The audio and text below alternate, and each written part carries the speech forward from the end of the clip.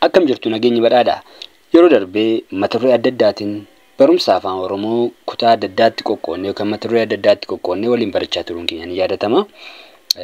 Har'a ammoo mata duree qubee hudhaa jedhu qabadhee dhufeetiin jira. As keessattis qubeen hudhaa maalidha? Maalummaa qubee hudhaa, amaloota qubee hudhaa fi kanneen kan fakkaatan kaasnee waliin kan barannu ta'a. Kanaafuu haga xumura sagantaa keenyatti waliin turan affeerraa keenya. Qubee hudhaa. Qubeen hudhaa gosa qubee dubbifamaa keessatti ramadama. Innis akkuma qubee dubbifamaa kanneen biroo sagalee dheeraa fi gabaabaa uumuu ni danda'a. Qubee dubbachiiftuu faana qindaa'uudhaan jechuudha. Mee akkaataa itti qubeen hudhaa kun barreeffamu immoo akka olitti argitan kanatti mallattoo waraabbii qeenxee fakkaata. Tokko ta'etu kan barreeffamu jechuudha. Mallattoo waraabbii qeenxee fakkaate tokko ta'ee qofaatti isaatti kan barreeffamudha. Innis egaa qubee hudhaa jedhama jechuudha. Afaan Oromoo keessatti akka qubeetti ilaalama. Afaanota biroo keessatti akka mallattootti ilaalama. Mallattoo sirna tuqaalee keessatti as keessatti garuu qofaasaa ta'ee tokko ta'ee yoo dhufe akka qubee hudhaatti malee akka mallattootti miti kan ilaalamu jechuudha. Qubeen hudhaa egaa kanadha. Qubeen hudhaa sagaleewwan dheeraa fi sagalee gabaabaa uumuu danda'a. Innis sagaloonni qubee dubbachiiftuu gabaabaa yookiin dheeraa wajjin uumu kun sagalee hudhamaadha jechuudha. Yeroo baasnee dubbannu akka barbaanne dubbachuu hin dandeenyu. Sagalee hudhamaadha kan uumu jechuudha. Fakkeenyi mee haa ilaallu. Sagalee gabaabaa akkaataa ittiin sagaleeffamu haa ilaallu. Qubee dubbachiiftuu A wajjiniin A, E, I, O, U jennee akkaataa kanaatiin sagaleessinaa jechuudha. Sagalee akkasii uuma. Sagalee hudhamaa.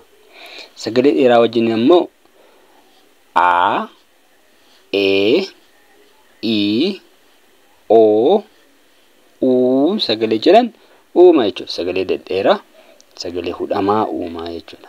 Kanas egaa hudhamaa ta'uu isaanii irra caalaatti jechoota qubee hudhaatiin barreeffaman yookiin jechoota hudhaa keessatti sirriitti adda baastanii ilaaluu yookiin hubachuu ni dandeessu. Mee garsan haa deemnu. Jechoota hudhaa.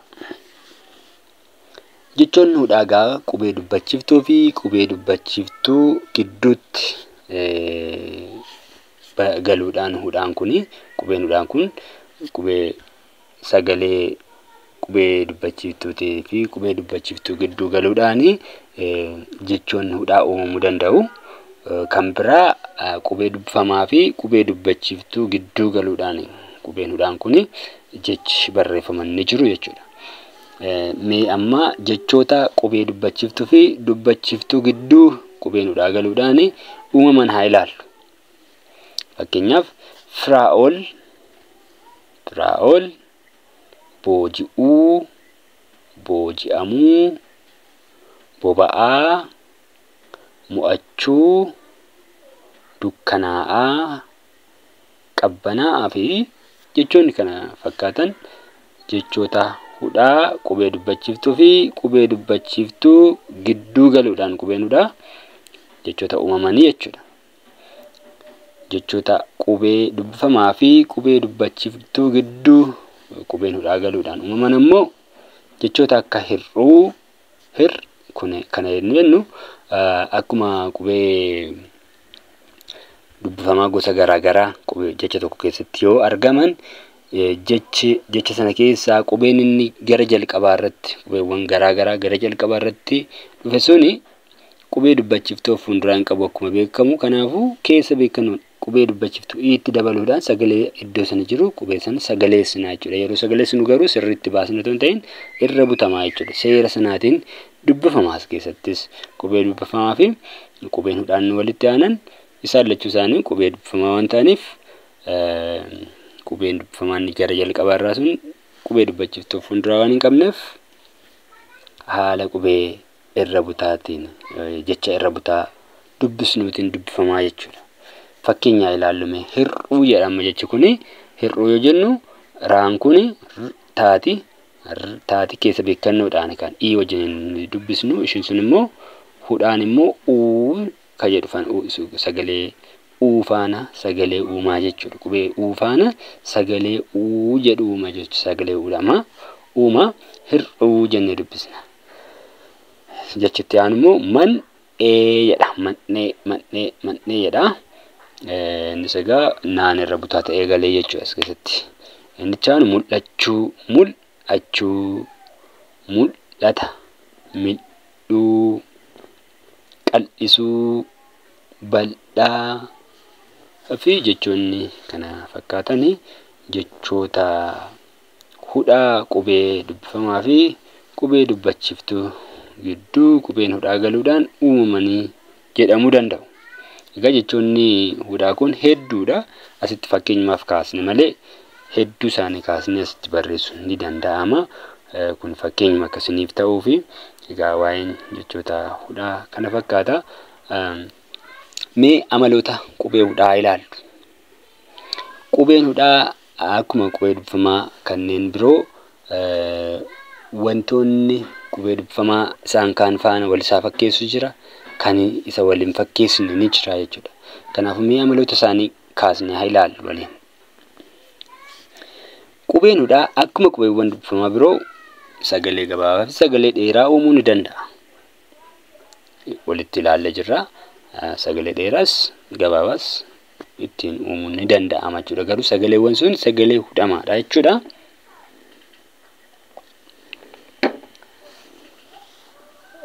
Kalammataa qubeen hudhaa irra butaa ta'ee gidduu jechaa fi dhuma jechaa irratti hin galu. Wanti qubee dubbifamaa biroo irraa adda isa godhu immoo irra butaa ta'ee hin galu jechuudha. Amma gubbaatti yoo ilaalle hir'uu kan jedhu keessatti raati irra butaa ta'ee galee akka kana qubeen hudhaa kun irra butaa ta'ee galuu hin danda'u jechuudha. Qubeen hudhaa akka qubeewwan dubbifamaa biroo irra butaa ta'ee galuu jechoonni akkasiillee hin jiran afaan Oromoo keessa. Kan sadaffaa qubeen hudhaa sagalee jabeessuuf cimdii ta'ee hin galu. Ammas sagalee jabaa uumuudhaa yoo barbaanne qubee hudhaa dachaa taasisnee akka qubee dubbifamaa biroo lama taasisnee sagalee jabeessuuf itti fayyadamuu hin dandeenya. Yoo akkas ni goona ta'ellee ni goona yoo jenne qubee hudhaa ta'uunsaa fi mallattoo gara waraabbiitti deemaa jechuudha. Mallattoo waraabbii ta'a malee qubee hudhaa hin ta'u. Qubeen hudhaa jechoonni akkasittiin qubee hudhaarra bakka hudhaan jirurra jabeessuudhaaf illee itti fayyadamnu hin jirani. Egaa qubeen hudhaa walumaa galatti sagalee jabeessuudhaaf yookiin jecha jabaa tokko sagalee jabaa tokko ittiin barreessuudhaaf ittiin hin gargaaramnu jechuudha. Kan arfaffaa yeroo jecha barreessinu qubeen dubbachiiftuu jalqaba jechaa irratti yoo dhufteen ala gidduu fi dhuma jechaa irratti sagaleen qubee dubbachiiftuu qofaa isheetti ni dubbatamti yoo taate yookaan ni waamamti yoo taate qubee hudhaa kana malee qofaatti barreeffamuu hin danda'u. Kana jechuun qubeen dubbachiiftuu garaagaraa lama walitti aananii barreeffamuu hin danda'ani. Tokko sanatu daangessaa.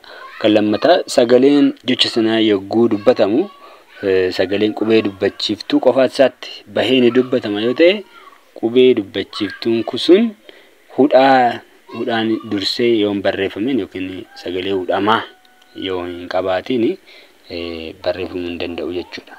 Fakkeenyaaf jecha fa'aa jedhu amma sa'a yoo jenne sa'a yoo nama sagalee wal fakkaata saa dheeraam kana sa'a jenna yoo ta'e aan sun qofaa isaatti jedhamee kan waamamu sun hudhaa wajjin barreeffamu malee qofaa isaatti barreeffamuu hin danda'u jechuudha. Garuu jalqaba irratti yoo dhufe qubeen dubbachiiftuu qofaa isaatti of danda'ee barreeffamuu danda'a. Gara walakkaa fi dhuma irratti dhufa ta'e garuu hudhaa wajjiniitiin barreeffamaa jechuudha. Sagaleen nuti qubee dubbachiiftuu shanan kun jecha tokko keessatti qofaa isaaniitti ni waamamu yoo ta'uu danda'ani. Qubee dubbifamaa biroo faana sagalee uumanii osoo hin ta'in qofaa isaaniitti of danda'anii dhufoo ta'e jecha tokko keessatti gara walakkaa fi dhuma jechaa irratti qubee hudhaa wajjiniitiin barreeffamuu qabu jechuudha. Inni dhumaa qubeen hudhaa jalqabaa fi dhuma jechaa irratti hin galu.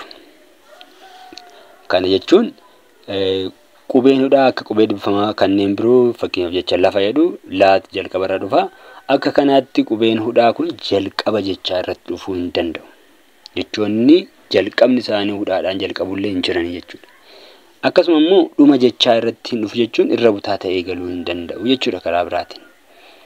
Jechoonni qubee dubbifamaatiin dhumni isaanii qubee dubbifamaatiin kan dhumu yoo ta'e jechuun suni jecha irra butaati. Sagaleen suni qubeen dubbifamaa dhumarra dhufu sun keessa beekanoon itti daballeet irra bunnee dubbisna waan ta'eef akka kanaatti irra butaa ta'ee qubeen hudhaa kun galuu hin danda'u jechuudha.